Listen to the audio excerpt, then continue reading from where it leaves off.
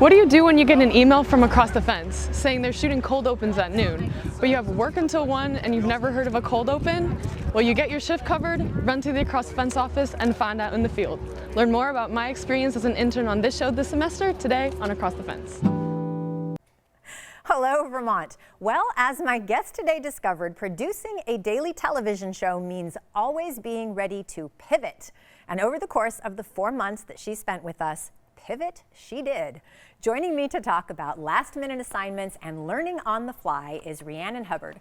Rhiannon graduated from UVM in December and then snuck in a semester internship with Across the Fence before walking in graduation ceremonies this weekend.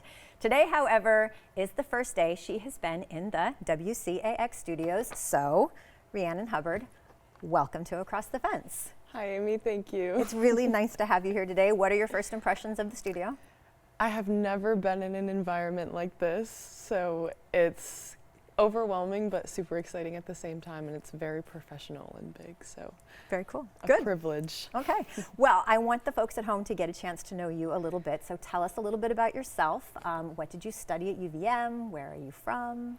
So yeah, I am originally from Ann Arbor, Michigan, so it's a bigger college town than Burlington, but there's some similarities there.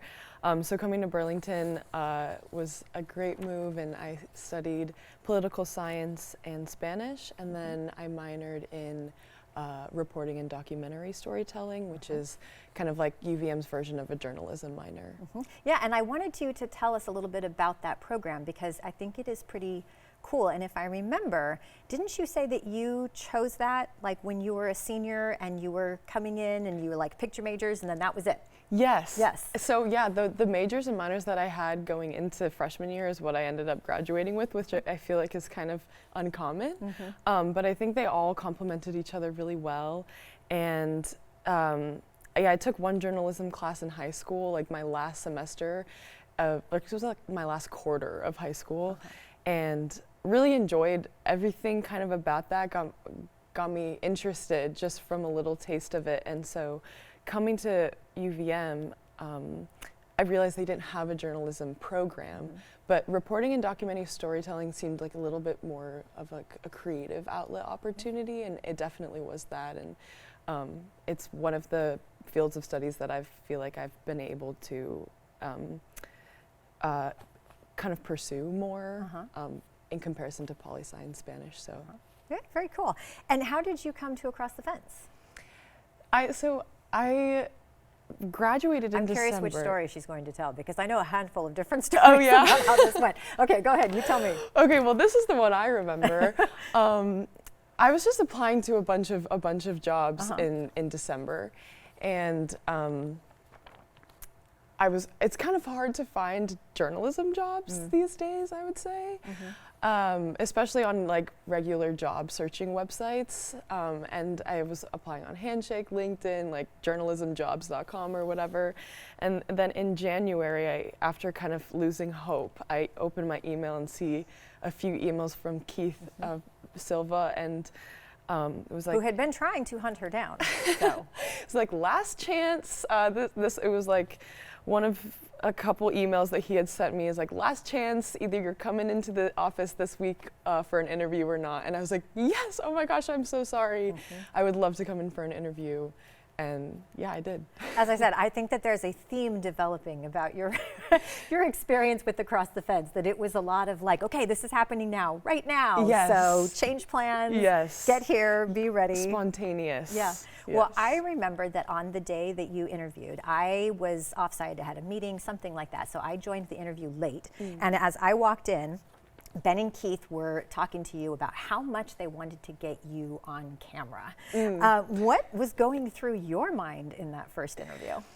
Definitely was not thinking that this was going to be an internship where I was going to be on camera. Was it something you were interested in? Of course, yeah. I mean, I think with studying journalism and kind of political media, there's so many outlets and kind of like pathways you can take. So I had never been on camera, and I knew that was potentially something I wanted to maybe try out. But the job posting that I remember applying for was like social media focused and kind of like content creation for Across the Fence. So when they started mentioning things at the in front of the camera, I was like, yeah, yep, I'm ready. There you go. So see, that was her first pivot moment where you're like, yes, I can do that. Sure. Okay. Sure. That's not at all what you said I'd be doing, but yes, I can do that. Pretty good. And probably soon after that was your first get in the car, Rhiannon, we're going on a shoot moment. So what was that like? Yeah. So the first time we kind of talked about doing a cold open or shooting anything was just going to be on campus. There are these statues that Keith on campus that everyone knows about. Yes. Keith mentioned them and was like, meet the team by the statues at noon. And I was like, okay, like I'll literally get my shift covered and come to these statues at noon. But it turns out that didn't really work out. So my first shift my first experience with like let's get in the car and shoot was the shoot at Fort Ticonderoga, which was a big undertaking. Yes. Okay, yes. In fact, actually, we've got some photos here. So you came with us to Fort Ticonderoga, and you also shot in the field with Ben and Keith in St. Albans. Like, talk a little bit about what it was like being out in the field. So, I mean, Fort Ticonderoga, just starting with that was like growing up in Michigan, everything kind of historical on the East Coast and New England is kind of like a faraway land that like isn't super attainable.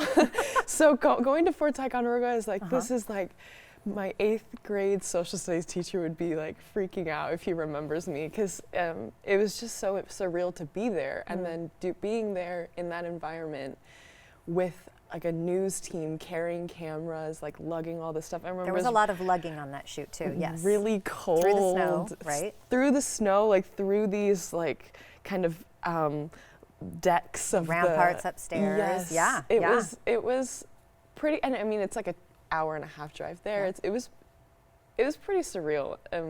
Well, I'm curious, what was the best tip you learned about shooting working with Ben? Ben, just seeing him at work, he's like such a master like in his craft, but he's so confident in what he creates. He doesn't have to like exude anything otherwise. So just seeing like the way that he moved with confidence through each set and kind of like took in a space and knew exactly like where he would want to set up, like what lighting would work where. Just seeing that confidence come out was the biggest inspiration for me. Well, and you got to work together really closely because you ended up doing a field report, which actually, folks, you just saw it yesterday. We aired that episode yesterday, that you shot with UVM professor Deborah Ellis and students working with archival footage. If you missed it, don't forget, you can always go back to our YouTube channel and watch it now. What was that process like? Because here now you were also creating the script, you were like figuring out the story. How'd you enjoy that? So the first time that we went into the classroom, into Deb's kind of workshop, I had never interviewed students behind a camera holding a video camera. I didn't really have a lot of like dynamic camera work experience either, so I was just trying to like copy what Ben was doing. He was telling me about the different lenses we were using and what shots those would get, and so I was like just trying to fake it till I make it kind of thing. Well, and then you had to edit. And then I had to edit. Yeah, I'd never used Adobe Premiere Pro before in my life. I'd done like tiny things for Keith here and there.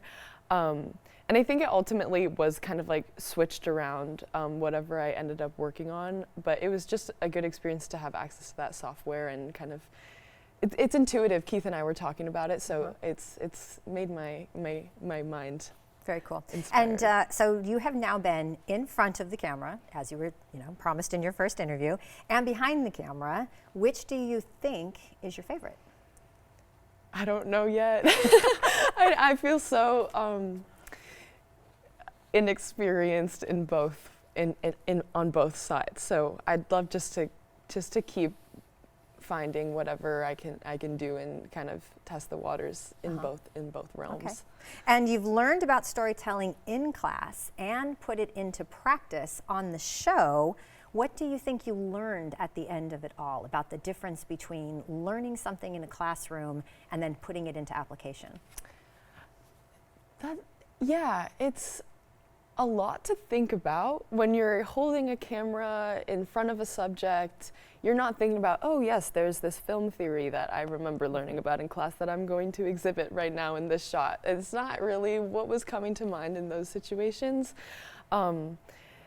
So I just realized that it's just practice, practice, practice, like being able to find that harmony between like just knowing and being confident in your own skill and what you've learned in the classroom, and then once you're like in the field, in the setting, just being able to like not even think about that and just trust yourself. Until it becomes intrinsic. Right, Yeah. exactly. Okay. Well, when you look back, what do you think you will remember the most about your time on Across the Fence?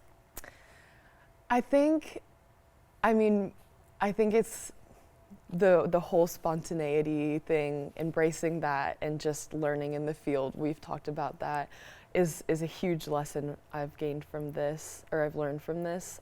It is never boring. It's never boring, and seeing the different kind of processes that you, Keith, Ben, that you guys all have, and you're all like so good at what you do, but think in such different ways. It's inspiring to know that like you can still be your own person and contribute to a team and get work done. And yeah, It's true. We are all very different people. And so what comes next for you? so yeah, a graduation is coming up, and then I'm headed back to Michigan and just gonna be close to family and find my footing out there. Fantastic. Well, Rhiannon Hubbard, on behalf of Across the Fence, I want to thank you for everything that you brought to the show. Thank you for your hard work. Thank you for being so capable of pivoting when all of a sudden we're like, just kidding, doing this other thing. You were always a real joy to work with. You brought a lot to the environment. You brought a lot to our team, and we are all wishing you well in everything that comes next. Thank you, Amy. That means a lot. Our pleasure. And as always, thank you, Vermont, for learning and exploring with me today. And thanks to the team that makes Across the Fence possible. I'm Amy Finley. This is Across the Fence. Come back and let's learn and explore again tomorrow.